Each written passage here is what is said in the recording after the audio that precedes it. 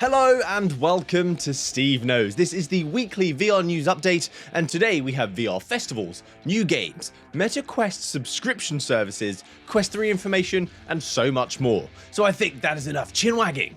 Let's get started.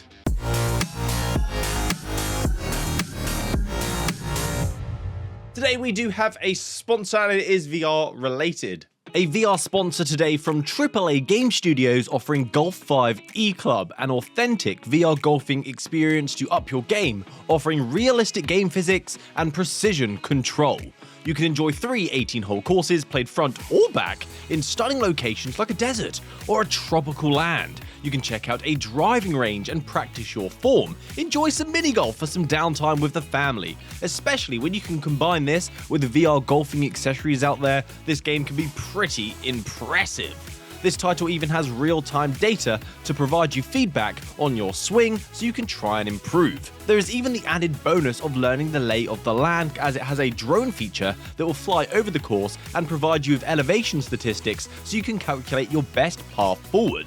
They even have an application you can download and create a Ready Player Me avatar, so when you play online, it will add that sense of presence because you can see people. Coming on March 30th, there will even be another course, safari style, so you can enjoy golfing in the plains of Africa with a friend. A brilliant alternative if you can't make it to the golf green, and you can play any time of day. Check out the game, I'll leave a link down below in the description. It's going to cost you around $30 or £23, available for purchase on Oculus platforms, Pico platforms, and Steam. So we're starting off with great news for the PlayStation VR 2, as Ace Thunder has now been announced, an aerial VR experience, a fantastic series that brings flying action and intensity. This is going to be an online multiplayer experience that's set to focus on World War II planes, so you'll be flying Spitfires and P-51s. The flying and damage models also have been derived from War Thunder, the free-to-play title.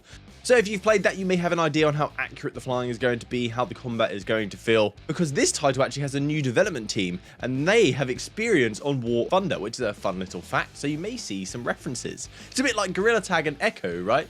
Echo developers left, and now they're working on Gorilla Tag. So I'm still waiting for Zero G Monkey. A game built with PlayStation VR 2 in mind, a great addition to that library. No release date yet though. Just a lovely little trailer. And now this weekend, you can enjoy a VR music festival because it's running in Rec Room called Rec Rocks. If you're watching this on the release date of the videos, you'll be able to enjoy this tonight and tomorrow. You'll be able to enjoy a music festival in VR, a social experience featuring artists like Tokyo Machine, which you may know from the amazing Beat Saber song pack Monster Cat, which is actually one of my favorite packs. There are also other artists as well, I'll put that on the screen now. Some of these artists are even starting their tour with this VR show. This festival is also completely free for its viewers, and you'll be able to buy merch from the artists as well, and so you can walk around like you've been to Reading Festival and you've not taken your wristband off for months on end. You'll have the same thing, but you'll have a festival t-shirt this time. You also don't need VR to enjoy this experience because it's available across all of Rec Room's platforms, so the flat screen devices as well as VR. Some huge news now, huge, and I think a really good idea, because VR is a weird place where so many titles kind of get forgotten or lost, but also this is something that put me on the back foot. There are so many gems and you never know what's going to click with you. So on Twitter, Shiny Quagsire posted something that stated they had found a hidden page under the Deep Link platform subscription. Something codenamed Project Apollo. The subscription states that you will get 2 new apps or games a month if you are signed up to this subscription service, and you will keep them for as long as you are subscribed, a bit like a monthly license. This is a model that we've seen time and time again. They have it on Xbox, they have it on PlayStation, and they've added that as part of their paid service for online capabilities. So is the Quest Pass going to be just like that? Are they going to start charging for online services? So if you want to play Gorilla Tag now, you'll require a monthly subscription. I was kind of hoping this would be something like Game Pass, but it looks a little sadder than that.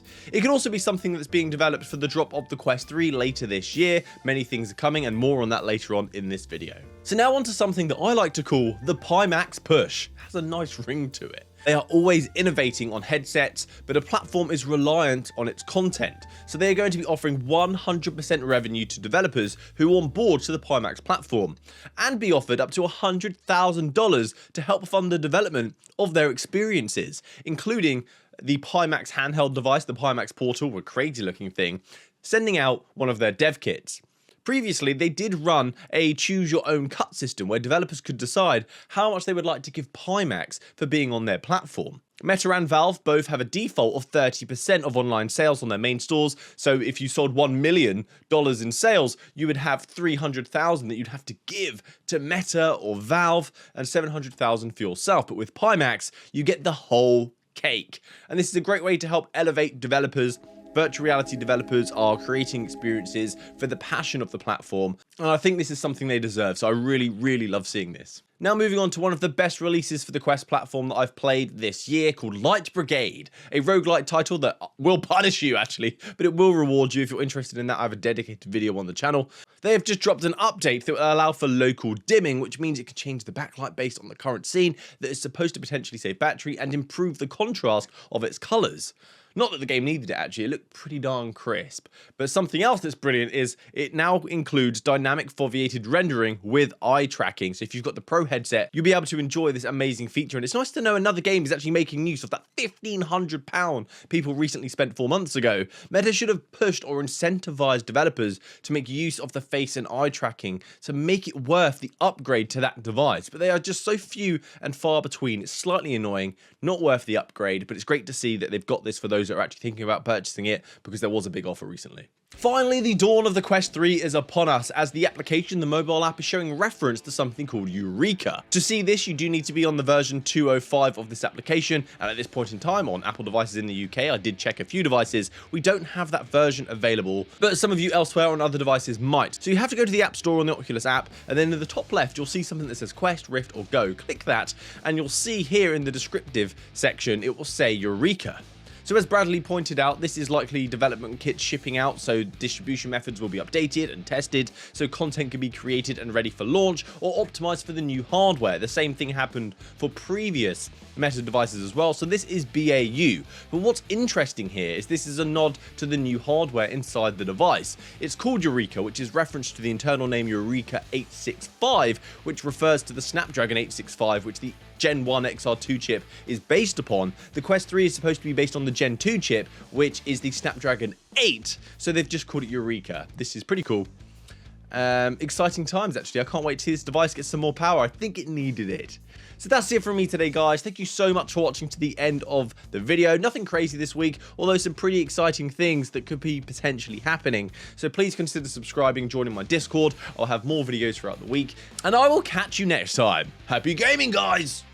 Good day!